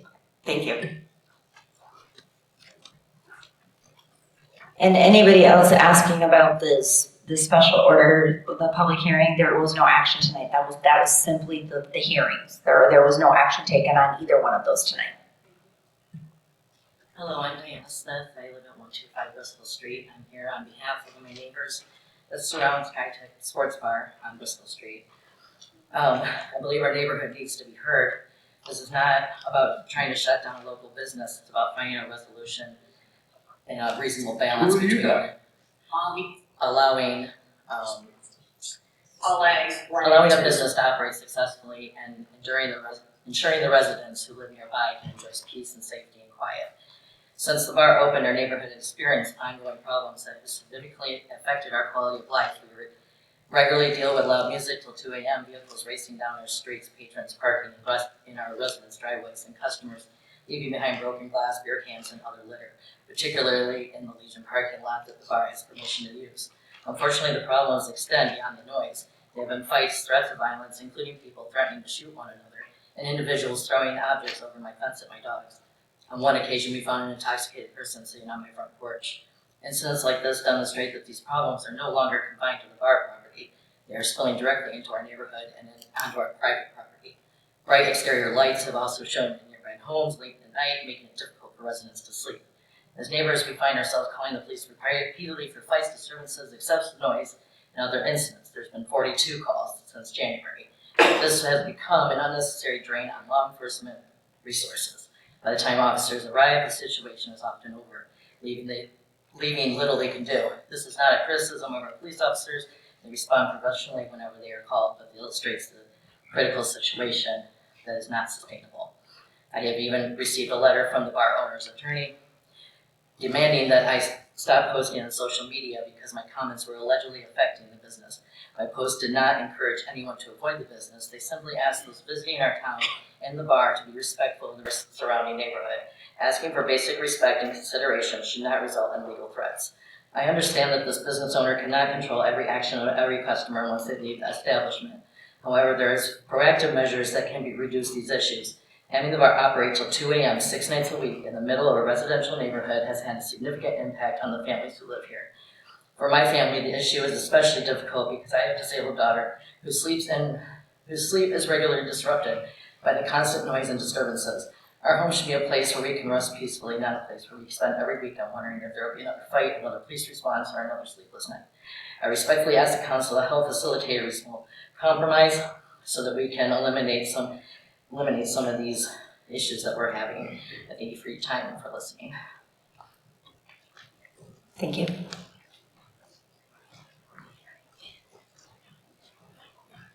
That's Emmer, Chief of Police for the City of Adrian. I asked Mrs. Smith to come in tonight. We've been communicating by email. She's correct on the number of police responses out there. Also, the nature of them, the noise, the fighting, a lot of that is resolved, dissipated by the time we get there, so sometimes there is little that we can do when we arrive. I can share that we have regular contact with our representative at LARA, our licensing and regulatory, so the agent has been down to meet with the owners at SkyTech.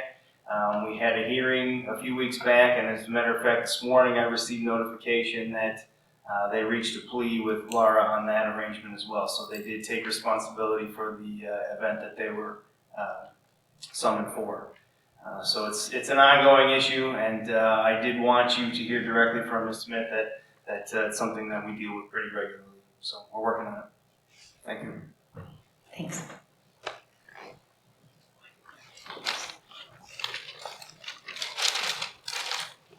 My name is Georgia Geller, owner of Geller & Son in Adrian, Michigan.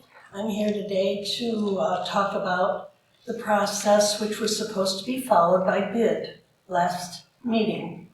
I want you to know that I was not sent any information about putting a bid on that lawnmower. I was called by Jason Lawrence. I neglected to write down the date he called me, but it was for the first month of part of July. And I thought this was very strange because I've been operating this business for 68 years. And whenever there's been a bid, I've been sent it by mail or I've been sent it by email.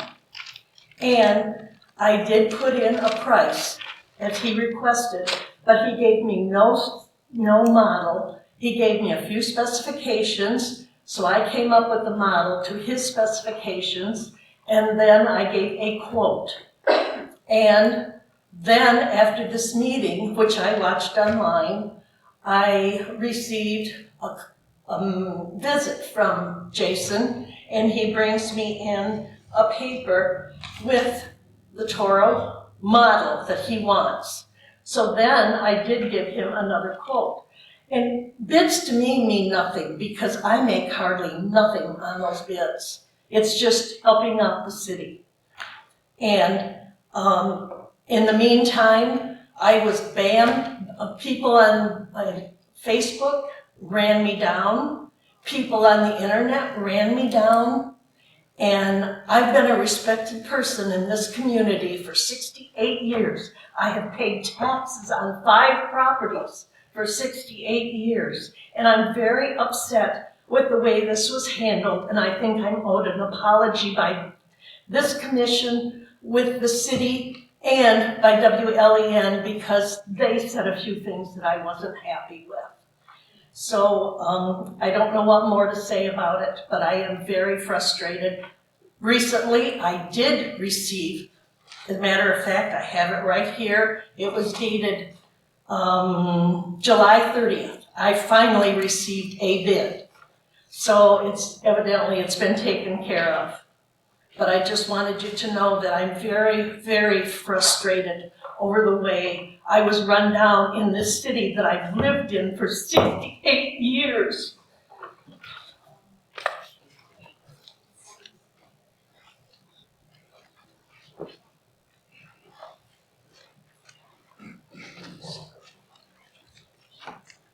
Well, I want to thank you, first of all. I want you to know that I invited my lovely wife to speak, and she said, not a chance. So I'm not trying to hog any kind of attention here. I would have been glad to send her up here. I simply want to say thank you for the support you've given for my proposal. It's been an 18-month process. The house was built in 1845. It was substantially added on to and improved by the Fee family in the 1930s. That's one of the things that makes it so viable to continue to restore it, because it doesn't have a 180-year-old foundation under it. It has a 90-year-old foundation. It's a fascinating history. The Kimball family, you may not know this, I found it by some research at the Historical Museum, called it the Oaks. And in fact, when Commissioner Benke and I met over there, I had just finished measuring one of the oak trees that's still there. It's 14 feet in diameter. It's quite a specimen. I think it's something people don't pay attention to. But I got a history degree and I'm an old house guy, so you look at this crazy stuff. We simply hope to leave a legacy for the city of Adrian and for Lenawee County. It will never be the same scale and scope that the Fee family was able to leave, but this is our ability to give back to the community. And I just wanted to thank you for that. Another question that will come up is whether or not we're moving here right away, which would make me ineligible to continue to serve as county commissioner in my district. That's not the case. It's going to be a several-year process as we continue to move forward. I know that question will come. So again, from the bottom of our hearts, thank you.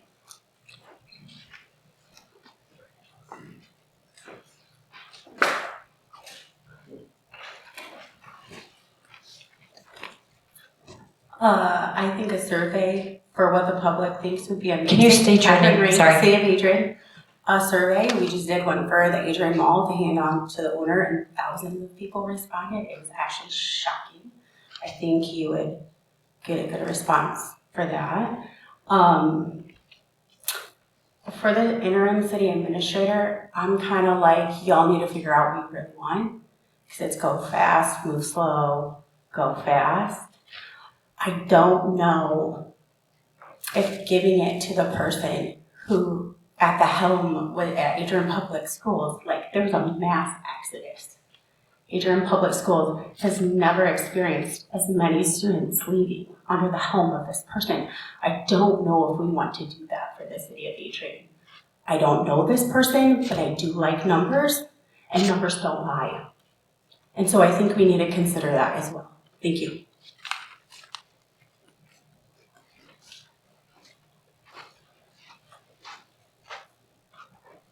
Good evening, Commissioner, or Mayor Commissioners. Nancy O'Connor, City of Adrian, lifelong resident. I've never been at a loss for words before, but listening to the conversations tonight about the interim position and Will stepping down and all of that goes along with it, it really saddens me because I heard two people say, I know you want to get out of here. I'm like really taken back by that. You know, I've been involved in this city. I was born and raised here, and I've never seen such chaos among people sitting on this dais ever. I think we all, and I would hope that we would all want to move the city forward, but I'm starting to rethink all of this now. And that is not my purpose to come up here tonight and speak about that, because my, what I would like to speak about is on totally something different. But may I just add that if Commissioner Benke, and this is not anything negative against you, but if he does put in for this interim position, are the employees of the city going to get a survey or something that they can speak on this being that he goes from a commissioner to their boss? I mean, I'm just asking, I think that'd be the right thing to do. Okay, so this brings me to my, and I better hurry up because I've only got a minute left. I did a FOIA because I had a few people reach out to me about the spending of the projects and things with Manic Smith and the Smith Company. Michelle and I went back and forth trying to figure out what is it that I wanted, what, asked for. And I got 60-some pages so far of invoices from Manic Smith. There's Gonzalez LLC, there's some in here from J. Marks, there's Will Sadler's in here, Matt Tomazinski's in here. And again, and I'm not speaking tonight negatively on anybody in these departments. But when I added things up, and I'm not the smartest person, nor am I an accountant, the descriptions of these are like conceptual site plan, city meetings, reports, final plans, and these amounts are like, I think I added up just from June of 25 through July of 26, it was over $1 million. But yet we don't have some of these positions filled. And another question, because I just see that this current commission approved a 5-year contract with Manic Smith. You just renewed this in January of 26. So when you guys approve the contract for Manic Smith, and I'm not saying there's any wrong doing with them either, but it's concerning to me, as it should be everyone else. Do you guys ever go back and look at the expenditures? Or once you approve this, do you not pay attention to it? You know what I mean? Do you just not pay attention to it anymore? That's my question. Thank you. Thanks.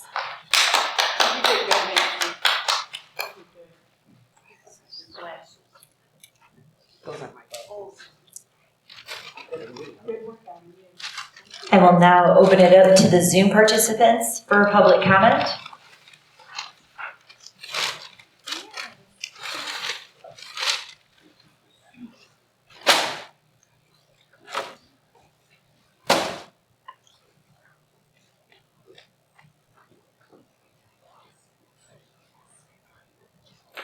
Keith Miller, City of Haven. Go ahead, Keith. Well, Gulf Street, or not Gulf Street, Center Street. Has there anybody drove down there and been over the railroad tracks? I can't believe how rough Center Street is right there. It'll about knock the bottom end out of your car going over that. I realized Gulf Street was bad, but I think the railroad tracks over there at Center Street were a lot worse. I know you guys have no control over railroad tracks, but you do have some control over getting them fixed. And I do believe that should be fixed before it gets worse than what it is now. I guess that's about all I want to say. Y'all have a blessed day. Thank you.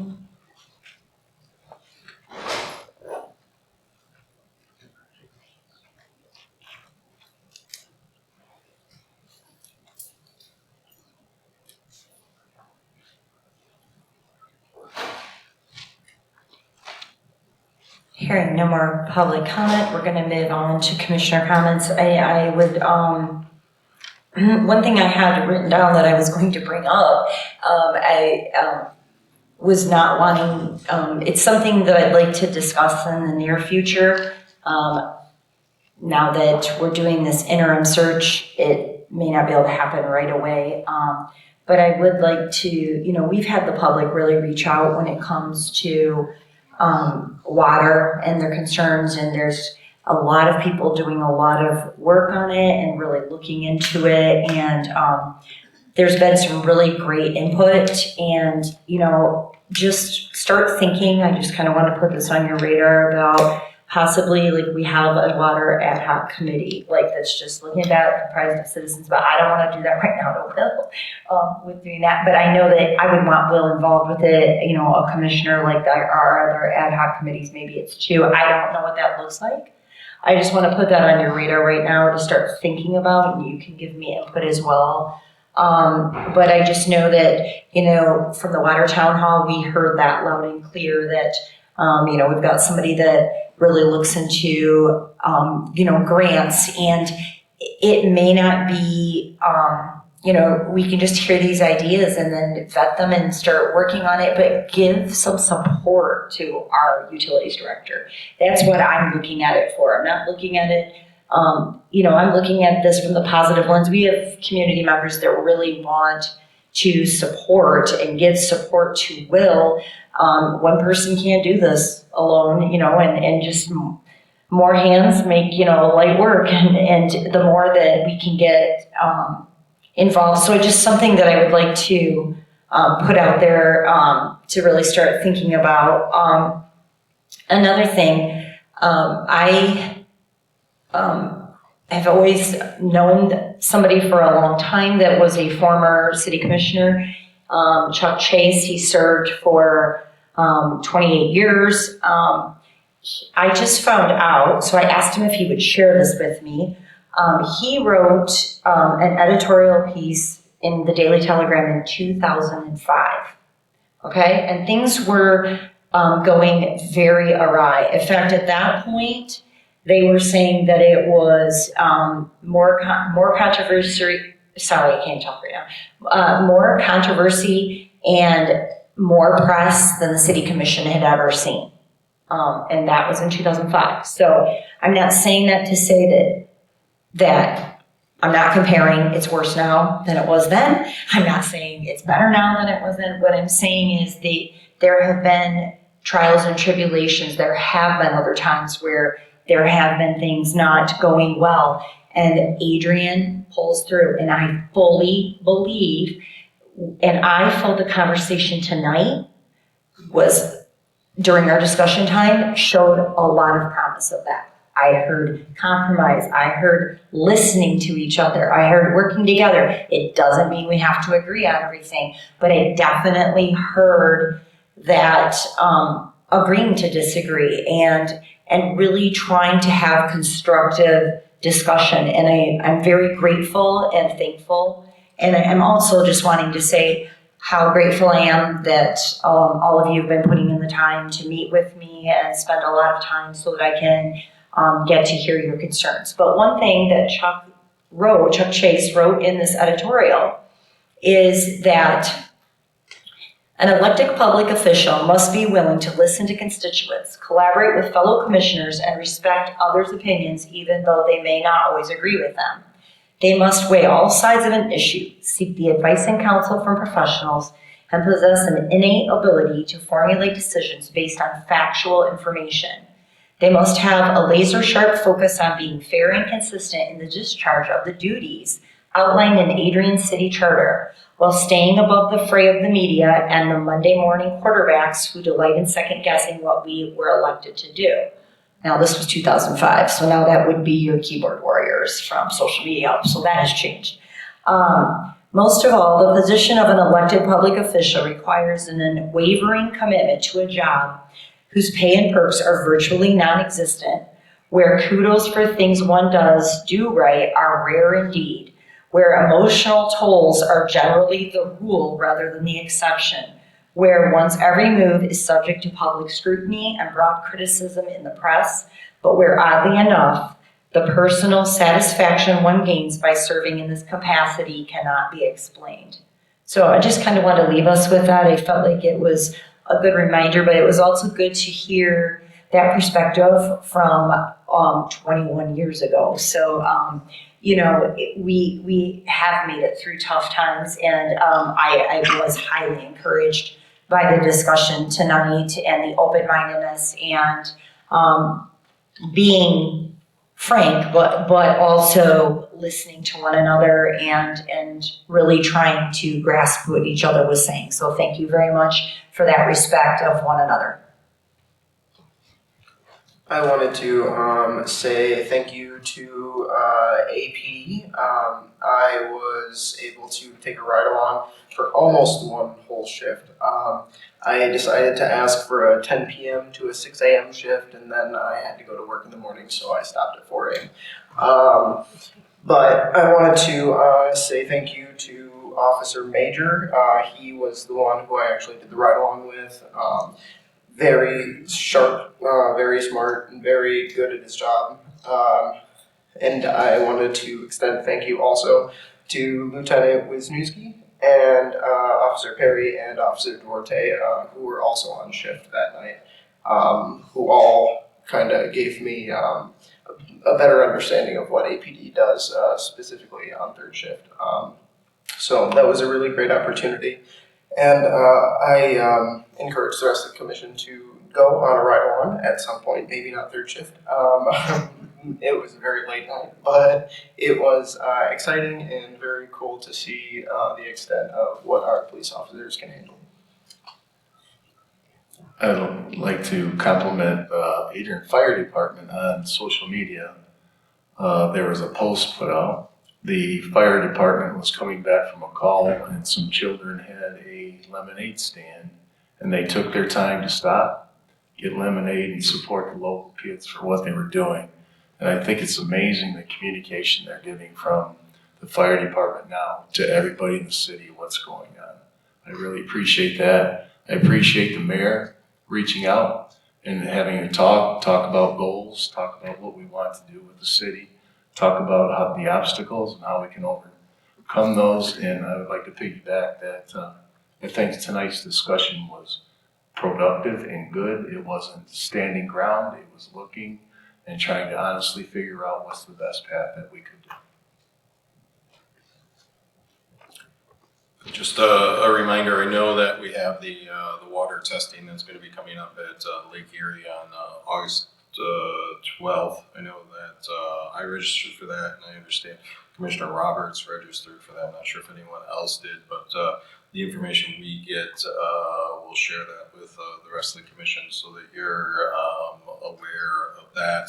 A big thank you to local business, the Brick Wall Pub. They fried up, I think it was 26 catfish that were caught by the clients from the Hope Center and children at the Jenna Cross home.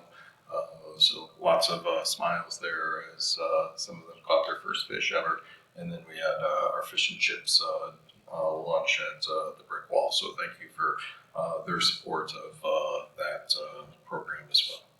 And just one question, or I guess a tip to Will. Can you share any input related to the meeting that you had with Eagle about some potential emerging funds there? Yeah, we had a meeting with Eagle, just an impromptu meeting. They were in town.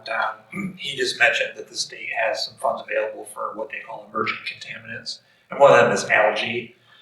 So Mike is his boss, and Mike just had all of his district engineers, like Don, go visit their plants and just get ideas of what they could ask for out of that money. So we threw some ideas at him, and he's going to take that back to his superiors, and then we don't know if we get anything out of it or not. But it was a good conversation that we had with them. So.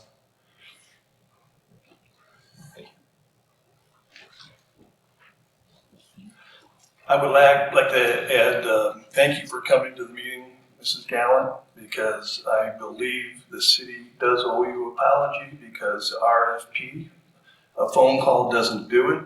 And I realize you did not get an email from, Sourcewell? Is that the one you were? Is that the name of it, Sourcewell? Yeah.